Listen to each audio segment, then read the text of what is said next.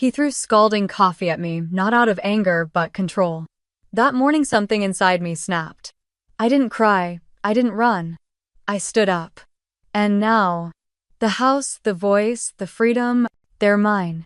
Let me show you how I reclaimed it all. The morning sun filtered softly through the gauzy curtains of the kitchen window, casting a golden hue on the familiar scuffed floor tiles and worn oak dining table. The house was still the kind of quiet that used to feel comforting. But today it was the kind of silence that screamed. Rachel Harper sat at the table, her fingers wrapped around a warm coffee mug, though she hadn't taken a sip. Her stomach churned. The bitterness of last night's argument still clung to the air, heavier than the scent of brewing espresso. Across the room, her husband Eric paced restlessly, each step on the creaky wooden floor echoing like thunder. He wasn't saying anything. Not yet. But Rachel could feel it building. The way his jaw was set. The tightness in his shoulders. He was simmering, and she knew she always knew when he was about to boil over. It had started like it always did with Melissa. Eric's younger sister had called again last night.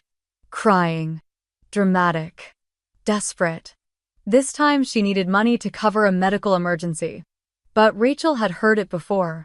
The last emergency was a weekend shopping spree in New York, complete with designer handbags and bottomless brunches. And once again Eric had expected Rachel to hand over her credit card. She had said no. Calmly. Firmly. She had tried to explain again how they couldn't keep enabling Melissa's reckless spending. How she needed boundaries. How their own financial stability should matter too. That's when the yelling started. The accusations. You're selfish, you don't understand family, she's my sister. Rachel had gone to bed with the fight unresolved, her heart pounding so hard she thought it might bruise her ribs. She had barely slept. And now here they were, the cold light of morning shining too brightly on the pieces of a marriage she no longer recognized. Eric stopped pacing suddenly. He turned to face her, his eyes bloodshot from lack of sleep or maybe from rage. She's coming over today, he said, voice flat but dangerous. You'll give her your card. And you'll smile while you do it. Rachel's chest tightened. She met his gaze with steady defiance. No, she said. I won't. The word hung in the air between them like a crack of thunder. One syllable. One final fragile line in the sand. Eric's face flushed deep red. Are you seriously going to start this again? We never stopped. Rachel replied, her voice quiet but resolute. You just decided not to listen. Eric took a step forward. She's my sister, Rachel. She's family. And I'm your wife, she said, rising slowly to her feet. Or have you forgotten? He laughed, but it was a humorless, bitter sound. You've never understood. You don't have siblings. You don't know what it's like to carry that kind of responsibility. Rachel swallowed hard. His words weren't new, but they always stung. No, I don't have siblings, but I do understand responsibility. And I know that giving in to Melissa every time she snaps her fingers isn't helping her, it's just hurting us. She saw the muscle in his jaw twitch. His nostrils flared, and then in one horrifying instant he grabbed his own mug from the counter and hurled it across the room. Rachel didn't even have time to flinch. The scalding liquid hit her face and neck with a sizzling sting, soaking her blouse. The mug shattered on the floor, ceramic shards skittering across the linoleum like frightened insects. Pain flared instantly on her skin, and she gasped, stumbling back against the counter, her hands flying up to her cheek. She couldn't breathe. Couldn't speak. All she could hear was the ringing in her ears and Eric's voice now booming with unfiltered rage. You're going to pay for this, he spat. Melissa is coming here, and you're going to give her what she needs, or you can get the hell out. Rachel stared at him, stunned, her vision blurred not just from the pain but from the sheer disbelief of what had just happened. He had thrown coffee at her, not yelled, not slammed a door, not stormed off to cool down. He had taken a weapon, a hot liquid weapon, and thrown it at her face. The Rachel from 6 years ago, the one who laughed at Eric's dumb jokes in college, who dreamed of writing a book, who believed in the promises of love and partnership. She wouldn't have recognized the man standing before her now. And maybe she wouldn't have recognized the woman standing in her place either. Because somewhere along the way, Rachel had shrunk. She had bent and softened and silenced herself to keep the peace. To be the good wife. The easy one. The understanding one. But this was a line she couldn't erase. Eric stormed out of the house, slamming the door so violently that the frames on the hallway wall rattled. The vibration echoed long after he was gone.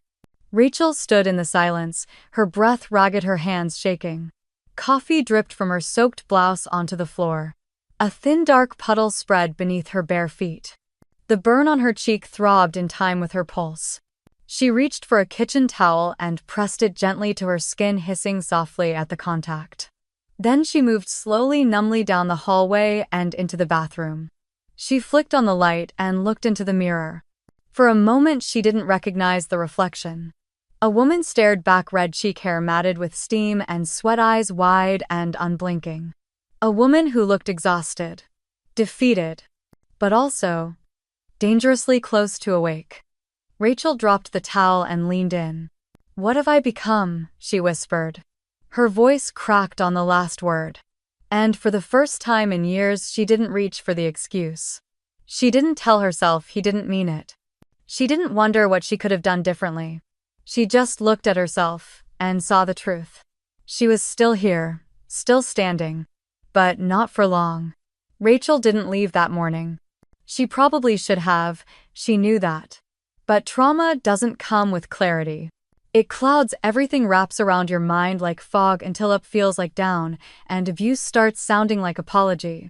Instead, she treated the burn on her cheek with a cold compress, cleaned up the shattered ceramic on the kitchen floor, and changed her clothes. She didn't cry. Not yet. The tears always came later, when she was alone, when no one could hear the shame rattling in her chest like broken glass. Eric didn't come back until late that evening. He walked in like nothing had happened. No flowers. No apology. Not even a look in her direction. Rachel stood in the hallway waiting, hoping against all logic that maybe he'd say, "I'm sorry. I lost control. I don't know why I did that." But he didn't. He walked straight past her and into the bedroom. That night, Rachel lay on the edge of the bed, curled up like a question mark, staring at the ceiling, wondering how many more pieces of herself she was allowed to lose before she disappeared altogether. She hadn't always been like this. 6 years earlier, she was a different woman. She had a fire in her chest, stories in her bones. She had just finished her MFA in creative writing and was preparing to pitch her first manuscript, a collection of short stories that danced between joy and grief, love and escape. It had been her dream since she was 10 years old. And Eric, he had been her biggest cheerleader. Back then, he was full of charm. He brought her coffee while she read her rough drafts aloud with animated voices, even created a spreadsheet to help her track agent submissions. He told her more than once, "You were born for this." But somewhere between the wedding vows and the mortgage paperwork, the encouragement turned into critique. "Do you really think anyone wants to read stories like that? You're spending a lot of time on something that doesn't even pay. Maybe it's time to get a real job." She'd laughed the first time. The second time, she'd tried to explain her process. The third time, she quietly closed her laptop and didn't open it again for a year. Eric said he missed her, that he felt like they were growing apart. He asked her to be more present, to cut back on time with friends, on coffee dates, book clubs, late-night writing sessions. He said he wanted to spend more time together, that it was about love. So she agreed. She let the group chats go silent, turned down invitations, stopped replying to texts from Claire, her college roommate who had once been like a sister. She told herself it was just a phase, a compromise, but it wasn't. It was erosion. Every time she bent a little, gave a little, quieted a little, she felt something inside her slip further away. And Melissa was always there to take up the space. Eric's sister was a storm. Blonde hair, big voice, loud presence. She swept into their lives like she owned them, borrowing money, borrowing clothes, even borrowing Rachel's time. Every crisis she had became Rachel's responsibility. And Eric expected her to support, to sympathize, to surrender. "She's all I have left," he'd once said, eyes glossy with nostalgia. "After Mom died, it's been me and her. We survived a lot, Rach." And how could Rachel argue with that? She understood loss. Her own parents were gone, lost in a car crash the year after she graduated college. She knew what it meant to cling to the people who remained. But grief isn't permission. It doesn't excuse entitlement. Still she tried. God, she tried. She played peacemaker, banker, babysitter to grown-up tantrums. Every time she set a boundary, Eric would twist it into betrayal. You just don't care about family. Why do you always make things harder? Why can't you just do this one thing? So she did. Again and again. Until one afternoon, 2 years ago, when Rachel sat alone in the back of a bookstore cafe, hands trembling over a cup of peppermint tea, her chest tight with something she couldn't name.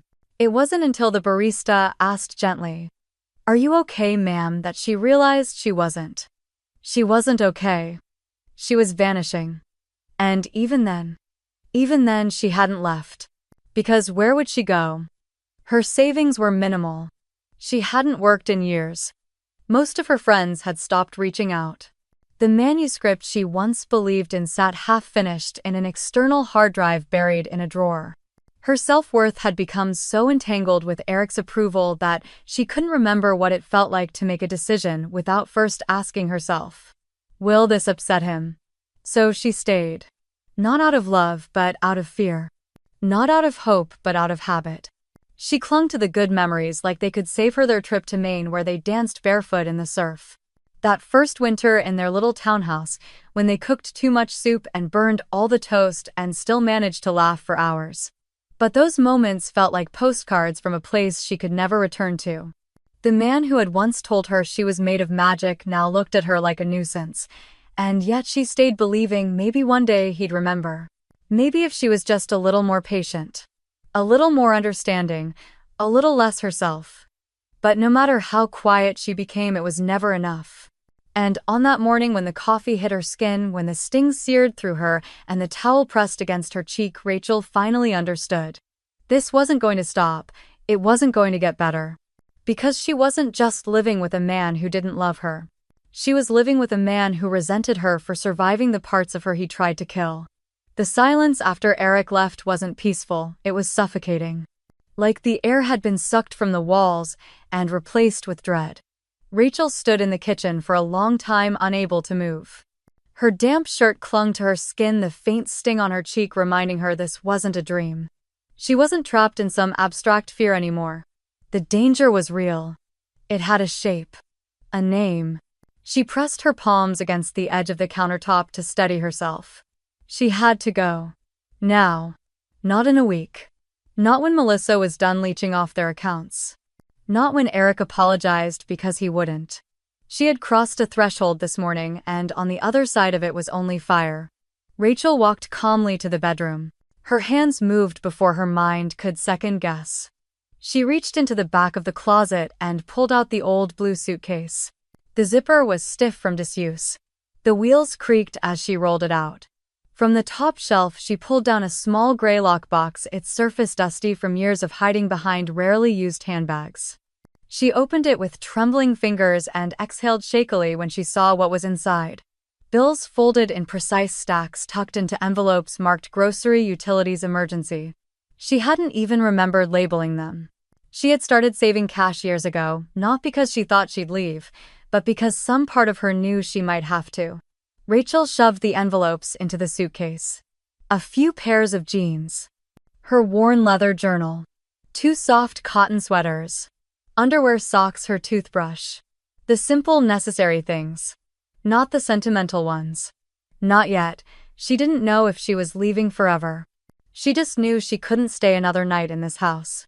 And then with the suitcase by the door, she did the thing she should have done years ago. She picked up her phone, scrolled past the names she didn't recognize anymore, and found one that made her breath hitch. Claire Bennett. They hadn't spoken in almost 2 years. Not because of a fight, but because Rachel had let too much time pass, let too many invitations go unanswered. Claire had always been that kind of friend, the one who gave and gave even when you didn't know how to receive. And Rachel had pushed her away the same way she had everyone. Her thumb hovered over the call button. What if she doesn't answer? What if she's moved on? What if she doesn't want to hear from me after all this time? Rachel pressed the button anyway. The line rang once. Twice. Then, Rachel, her voice. Warm. Surprised. Concerned. Rachel didn't realize she was crying until she tried to speak and couldn't. The words dissolved in her throat. Rach, what's going on? Are you okay? No, Rachel whispered. I need help. That was all it took. Claire didn't ask 100 questions. She didn't guilt her. She didn't demand explanations. She just said, I'm coming to get you. Text me your address. I'll be there in 30 minutes. And she was. Claire pulled up in a silver SUV, still wearing yoga pants and a ponytail, 2 empty booster seats in the back. She stepped out of the car and wrapped Rachel in the kind of hug you don't realize you need until you're inside it. Rachel broke down. Right there on the front steps. She cried in a way she hadn't let herself in years, not a quiet weep, but a body-shaking, soul-emptying collapse. It's okay, Claire murmured, holding her tighter. You're safe now. They didn't talk much on the drive. Rachel stared out the window, clutching her suitcase like a lifeline, while Claire kept one hand steady on the wheel and the other reaching occasionally to touch her arm. The sun had dipped low by the time they pulled into Claire's driveway, a small, cheerful home with a tidy yard and a swing set in the back. The porch light was already on. Inside, the sounds of children's laughter and a television playing low filled the air. Claire led her inside, past the coats hung on hooks, the family photos, the smell of something cinnamon baking. This is home, Claire said softly. And tonight it's yours too. She gave Rachel the guest room, small, cozy, with a twin bed and a bookshelf lined with well-loved novels. A fleece blanket folded neatly at the foot of the bed. A nightlight plugged in by the wall. Rachel stood there for a moment, overwhelmed by the normalcy of it all. I don't want to disrupt your family, she whispered. Claire shook her head. Your family. Dinner was leftovers. Claire reheated in the microwave macaroni, some roasted vegetables, a piece of apple pie split between the two of them. Rachel barely tasted it. Her stomach was too knotted. Later, alone in the guest room, Rachel pulled on the clean pajamas Claire had given her and curled under the blanket. Her suitcase sat in the corner like a simple proof that she had done the unthinkable. She had left. She turned off the light, but sleep didn't come easy. Her body refused to relax. Every noise outside, the hum of a car, the creak of a floorboard, the faint sound of a child coughing, made her jolt. When she finally drifted off, the nightmares followed. She dreamed of Eric yelling, of coffee mugs flying like grenades, of Melissa pounding at the door demanding money. She dreamed she was running barefoot through the house, but the walls kept shifting, narrowing, closing in. No matter where she turned, she couldn't find the door. Rachel woke with a gasp, soaked in sweat. It was still dark. The nightlight glowed dimly against the far wall. She sat up, pressed her hand to her chest, and breathed. She wasn't there anymore. She was here. In a stranger's house that felt more like home than her own ever had. Free, terrified, but alive. And for the first time in what felt like forever, that was enough. The next morning, the sunlight in Claire's kitchen felt gentler than it had in a long time. Not the blinding kind that made Rachel want to crawl back under the covers, but the kind that warmed her skin and made her believe, if only faintly, that she had survived something. Claire poured coffee into a pale blue mug and slid it across the table. Drink this. We're meeting Sarah at 10. Rachel blinked. Sarah Thatcher, Claire said, already pulling out a folder from her purse. She's a lawyer. Smart, tough. She specializes in helping women get out of abusive relationships. Rachel hesitated, fingers curled around the warm mug. I don't know if I'm ready for that. I just left. I haven't even figured out what I want. Claire leaned forward. Rachel, you do know what you want. You just need someone to help you believe you deserve it. Her words sat in Rachel's chest like a stone, heavy, impossible to ignore. Sarah's law office didn't look the way Rachel expected. It wasn't cold or clinical.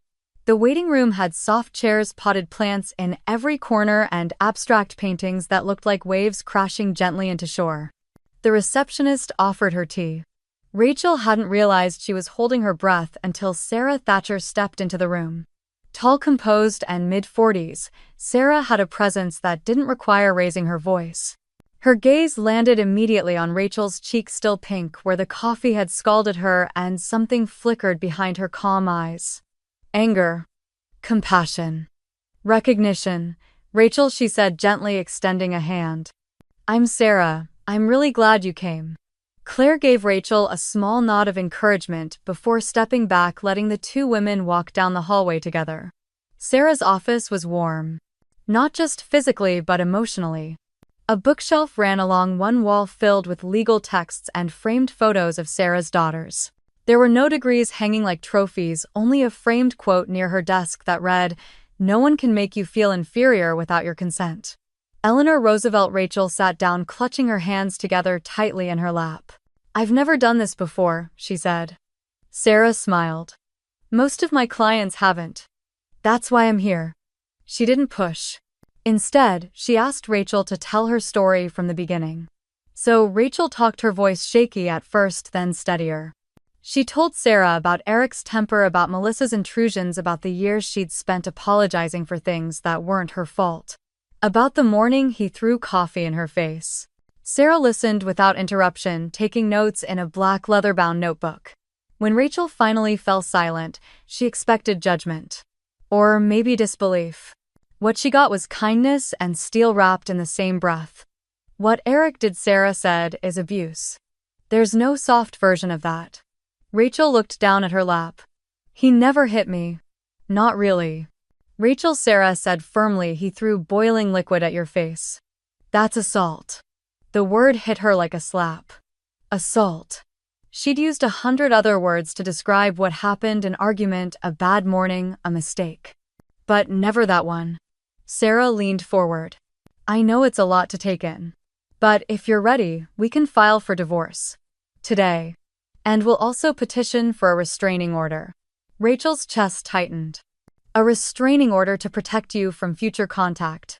If he tries to call you, show up at your work, send messages through Melissa, he'll be violating court orders. The idea made Rachel feel both relieved and terrified. Do you think he'll fight me? He knows the legal system. He knows people. What if he ruins me? Sarah sat back in her chair, folding her hands calmly. That's not your fear to carry anymore, she said. Let me carry it for you. Rachel's eyes filled suddenly, uninvited. Not because she was weak, but because someone had finally told her she didn't have to be strong alone. Sarah slid a document across the desk. This is the initial filing. Take your time, read it. We'll go at your pace. Rachel picked it up. Her name was typed in bold on the top line. Rachel Harper Campbell versus Eric Campbell. It looked surreal. Do you have any joint accounts? Sarah asked gently. Anything you'd need help freezing or separating? Rachel nodded. He added me to his credit cards. But most of the savings is in his name. Doesn't matter. We'll file a motion to protect marital assets. He won't be able to touch them until the court sorts things out. And we'll work on reclaiming your financial independence. Rachel swallowed. I don't have a job. You will, Sarah said without hesitation. There are programs. Grants. Safe housing if needed. But you're not starting from zero. You've already taken the hardest step. Rachel set the paper down and looked up. I'm scared, she admitted. Sarah smiled softly. Good. That means you understand the risk. But you showed up anyway. That's not fear, Rachel. That's courage. When they walked out into the parking lot, Rachel felt lighter, though no less shaken. She climbed into Claire's car and sat for a moment, gripping the edge of her seat. Claire handed her a protein bar and a bottle of water. I know that face, she said. You're doing the math. Rachel gave a hollow laugh. I'm thinking about Melissa showing up at the house today to find me gone. She'll probably pitch a fit, Claire said. But she can't scream her way past a court order. Rachel looked down at the water bottle in her hands, condensation dripping between her fingers. I didn't think I'd ever get here, she said softly. To this place. To this day. Claire reached over and gave her hand a squeeze. And you're still standing. Rachel closed her eyes for a long moment. Not broken. Not erased. Still standing. Rachel hadn't unpacked her suitcase yet. Something about it felt too permanent. Too hopeful. It sat in the corner of Claire's guest room like a quiet promise she wasn't ready to make. By the time the weekend rolled around, Rachel had started to breathe easier. She still woke up tense, still checked the locks twice before bed, but she no longer jumped at every sound. She even smiled when Emma Claire's 7-year-old daughter painted her a picture of Auntie Rachel flying away from a dragon castle. Rachel had laughed, but she also knew dragons didn't just give up. And neither did Eric. It was Sunday afternoon. Claire was folding laundry in the living room, the kids were playing outside, and Rachel was trying to lose herself in a book when the doorbell rang. 3 sharp, impatient chimes. Rachel's stomach dropped. Claire froze towel halfway to a drawer. The knock came again, this time heavier. Rachel didn't need to look through the window to know. "They're here," she whispered. Claire stood up, spine straightening like steel. "Stay back. Let me handle it." Rachel's heart thundered as she crept to the hallway. Through the narrow slit of the curtain, she saw Eric standing on the porch in his crisp power suit, the one he always wore when he wanted control. Beside him was Melissa, arms crossed, oversized sunglasses perched on her head, annoyance radiating from every inch of her. Claire opened the door just enough to block their view. "Well," she said coolly, "this is a surprise." "Cut the crap, Claire," Eric snapped. "Where is she?" "You mean Rachel?" Claire arched an eyebrow. "She's safe. And you're trespassing." "She's my wife," Eric said, trying to push the door open farther. "I have every right." "No," Claire cut in. "You don't." Melissa stepped forward, voice shrill. "This is ridiculous. She took off like some drama queen and left us hanging. Eric's been losing sleep, and you're hiding her like she's some fragile little bird. This has gone on long enough." Rachel stepped out before she could stop herself. "No," she said, her voice quiet but clear. "This has gone on long enough." Eric's head snapped toward her. "There you are," he said, relief and fury mixing into something toxic. "We need to talk. Alone." Claire moved instinctively to shield Rachel, but Rachel gently touched her arm and stepped forward. Her heart was pounding, but her voice held. "I'm not going anywhere with you, Eric." Melissa scoffed. "Oh, please. This is about a little coffee. You've blown this way out of proportion." Rachel felt something inside her snap, not with rage, but with finality. "You threw scalding coffee at me," she said, locking eyes with Eric. "And then told me to get out. So I did." Eric's jaw clenched. "We had a fight. It got out of hand. You made it worse by running off and dragging strangers into our marriage." "I didn't drag strangers," Rachel said. "I reached out to someone who actually cared." "You're my wife," Eric said, stepping forward. "You don't just walk away from that." "I already did." The air felt electric. Tense. Final. And then before anyone could speak again, a car door slammed. All heads turned as a sleek black sedan pulled up the curb. Out stepped a tall woman in a tailored gray blazer carrying a leather folder and a quiet authority. "Sarah." She walked calmly up the driveway, heels clicking against the pavement, and nodded politely at Claire before turning to Eric and Melissa. "Good afternoon," she said. "Eric Campbell, I presume." Eric blinked. "Who the hell are you?" "I'm Sarah Thatcher, legal counsel for Rachel Harper, and I'm here to inform you that Rachel has officially filed for divorce. Any further communication or contact must go through me." Melissa laughed. "What is this, a Lifetime movie?" Sarah's eyes didn't even flicker. "It's a legal process. One that you are both now part of." Eric's face went pale, then flushed. "You're not serious." "Oh, I'm very serious. As of this morning, the court has received the petition for divorce, and we've submitted a temporary restraining order which includes this property as a protected space. You are no longer permitted to approach or contact Rachel directly." Claire grinned. "You heard her. That means both of you need to leave." Melissa turned to Eric. "Do something." Eric's hands curled into fists. He looked at Rachel like he was still waiting for her to back down. To explain. To apologize. But Rachel didn't move. She took one small measured step forward. And then she said the words that had been building inside her for years. "I'm not yours anymore." Eric blinked. As if he'd never imagined a world where she got to say that. Sarah pulled a folded document from her folder and handed it to him. "This is your copy of the initial filing. I suggest you read it carefully. You'll be hearing from me soon." Eric stared at it but didn't take it. Instead, he turned to Rachel one last time. "You think you're stronger than me?" he asked, voice low, bitter. Rachel met his gaze without flinching. No, she said softly. I know I am. Melissa muttered something under her breath and tugged at Eric's sleeve.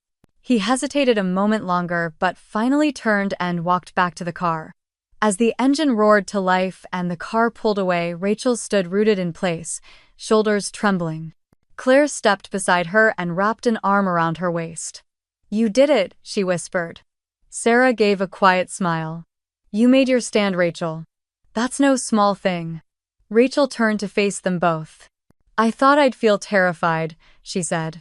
But all I feel is light. Not empty. Not broken. Just light. Like the weight of someone else's expectations had finally been lifted from her chest. Like she had walked through fire and come out on the other side whole. The days after the confrontation passed in a fog of paperwork, court filings, and cautious relief.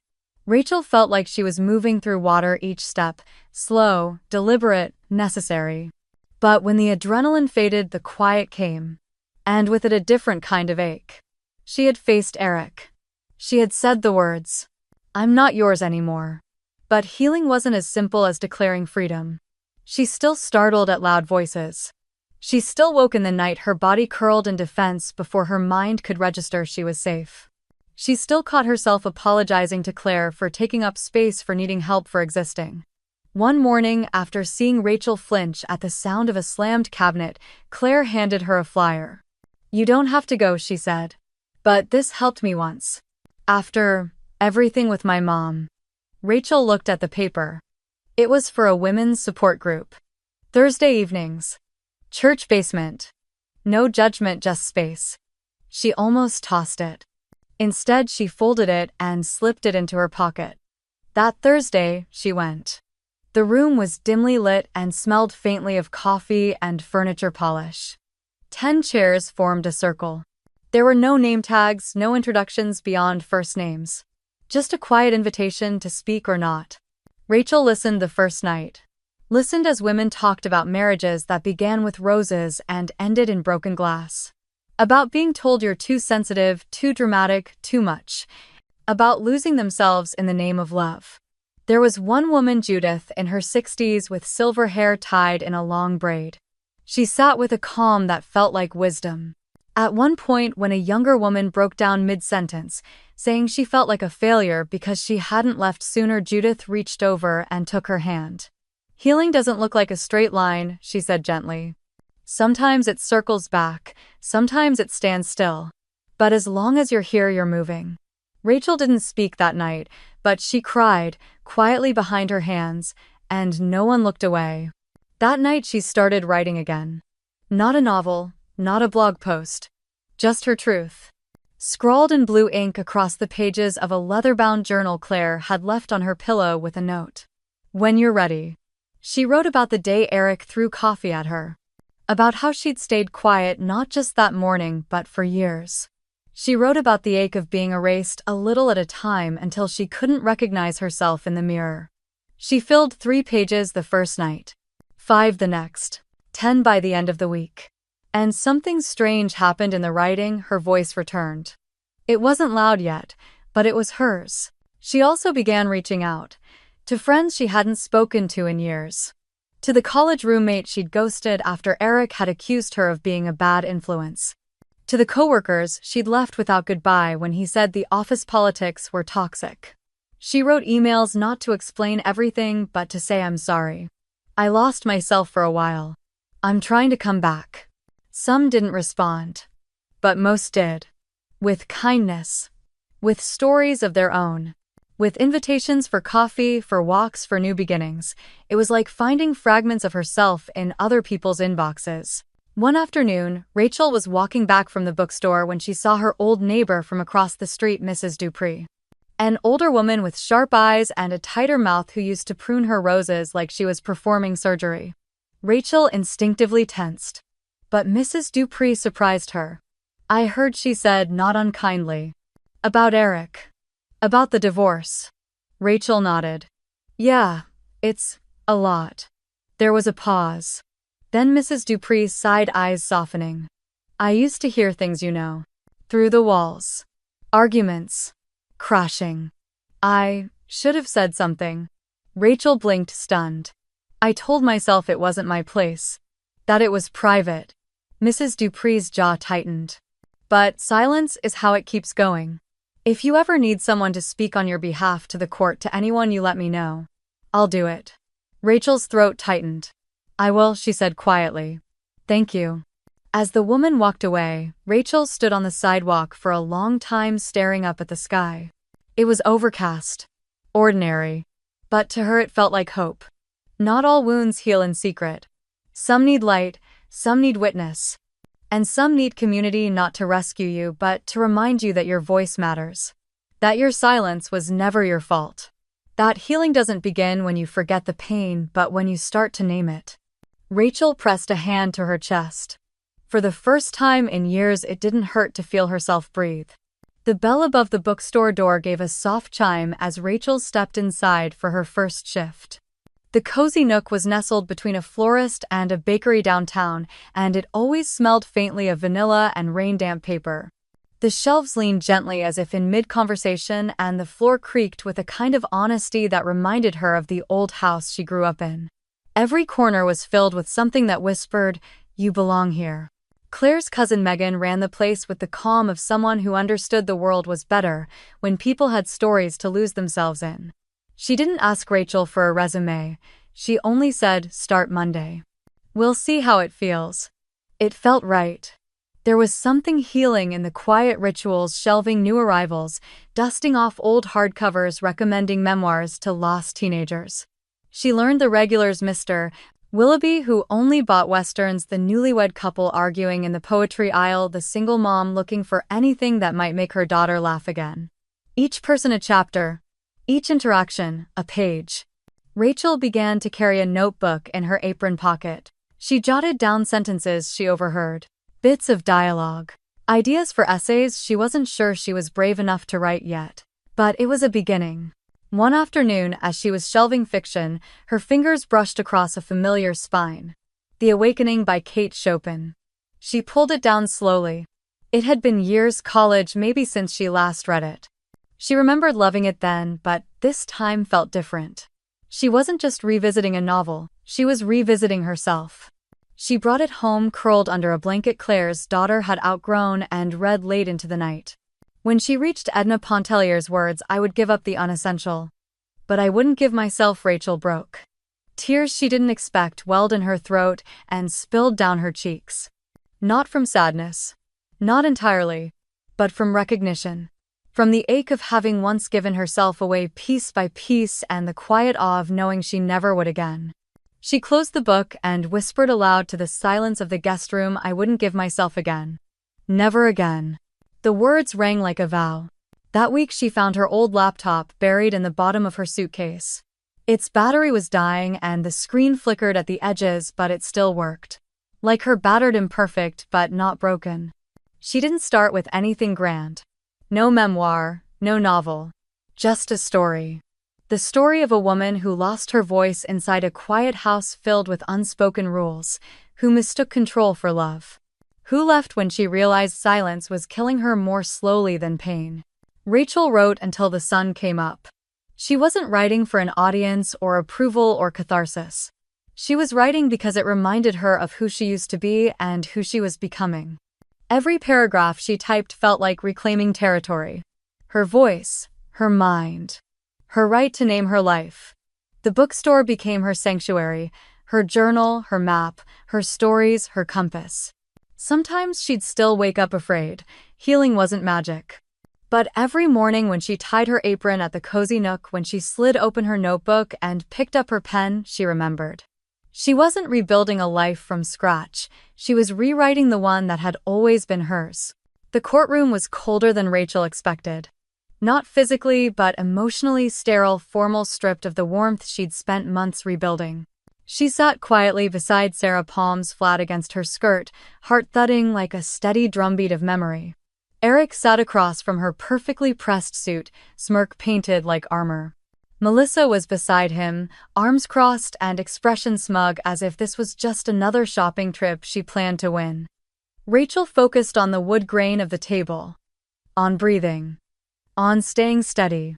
Then the judge entered and the proceedings began. Melissa was the first to speak.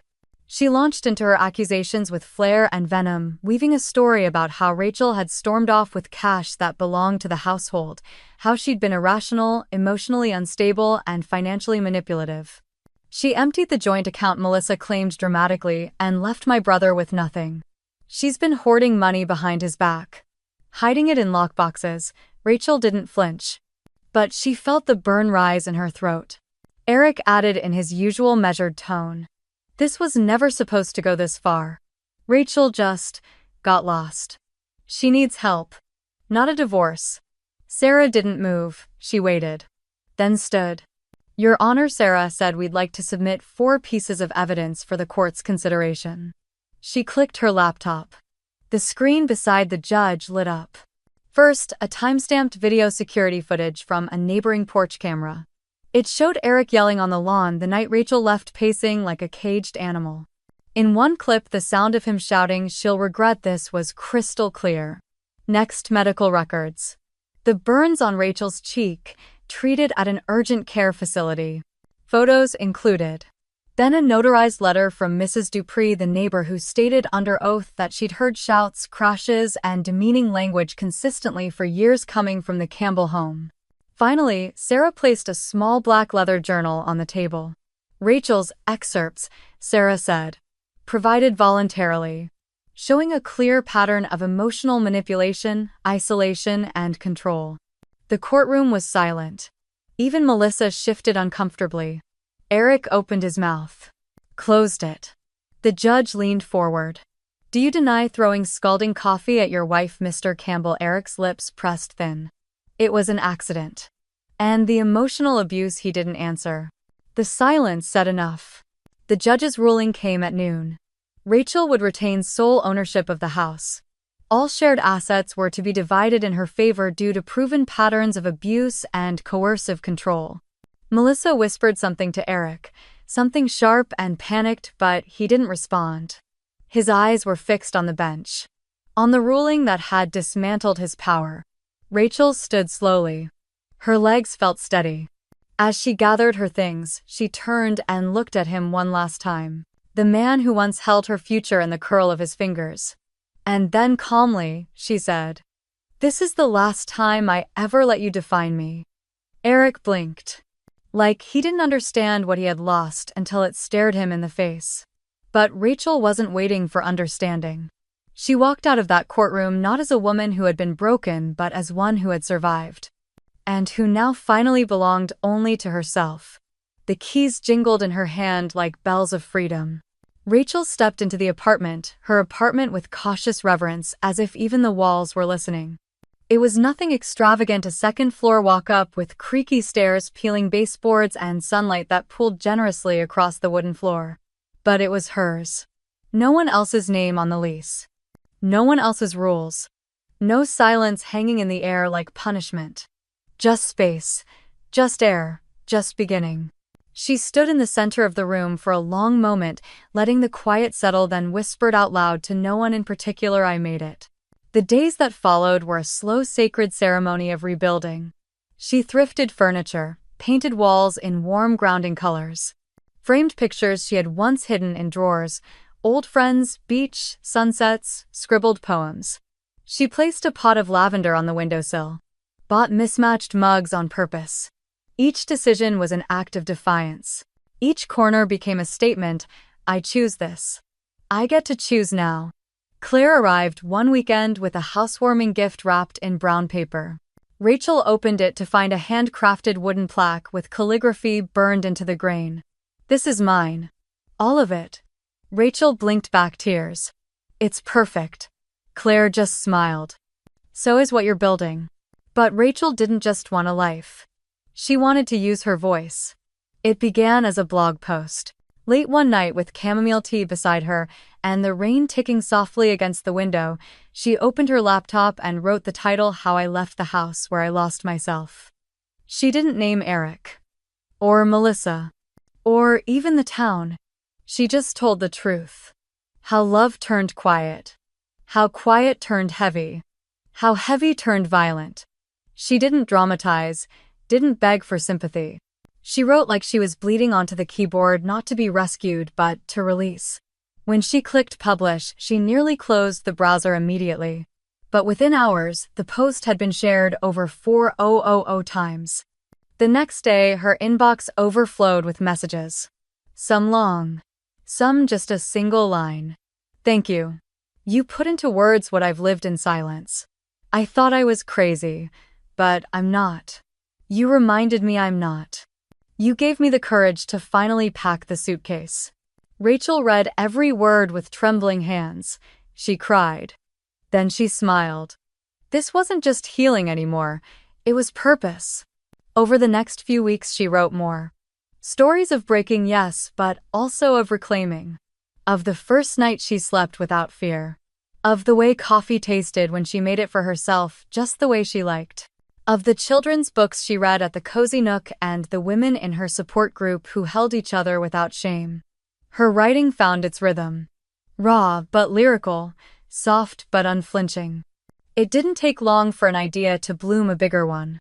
One morning after finishing a post titled, "The Mirror and the Mug," Rachel opened a blank document and typed in bold the line in the sand, "A memoir of leaving, losing, and finding myself again." She stared at the screen for a long time. Then, like striking the first match in a long winter, she began to type. Not because she wanted revenge.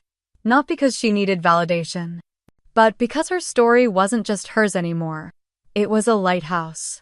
And somewhere out there someone was still in the storm waiting to see the light. A year had passed since the courtroom.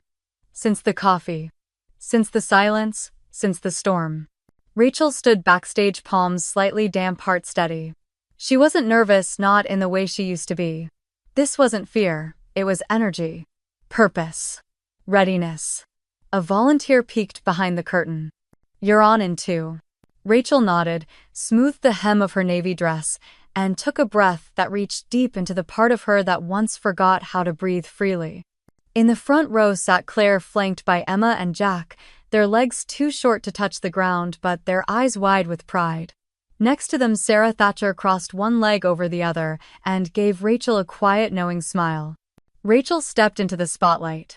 The room was full, dozens of women from all walks of life. Some alone, some with friends, some with fresh bruises, others with only the invisible kind. All of them survivors.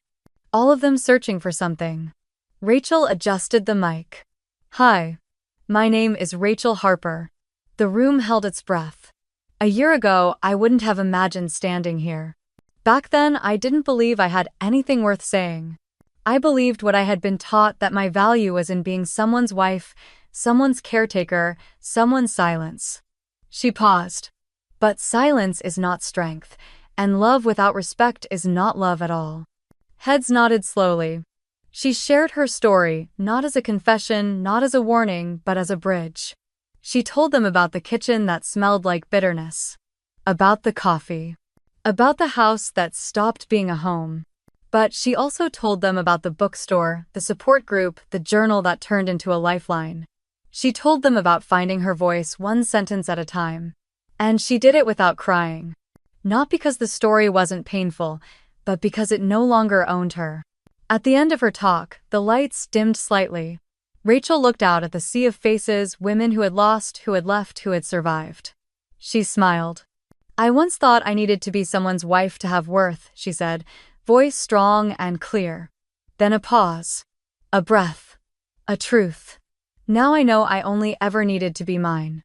Applause erupted, not just in volume but in spirit, not just polite but visceral. A release. A celebration. A collective heartbeat saying, "Yes, we see you. We hear you. We are you." Rachel stepped down from the stage into Claire's embrace. "I'm so proud of you." Claire whispered, tears brimming but not falling. "Me too," Rachel said softly. Finally. Later that evening, Rachel sat by the window of her apartment, now filled with small things that told big stories: books, candles, letters from readers, drafts of her memoir. The line in the sand was nearly complete. A publisher had reached out. A podcast had requested an interview. Another woman had written to say she left yesterday because of Rachel's words. The ripple was real. She turned on her lamp, opened her laptop, and began to type the final chapter of her book. Outside, the city hummed with possibility. Inside, Rachel's fingers danced across the keys, not because she had to, not because anyone was watching, but because she had a voice and stories to tell.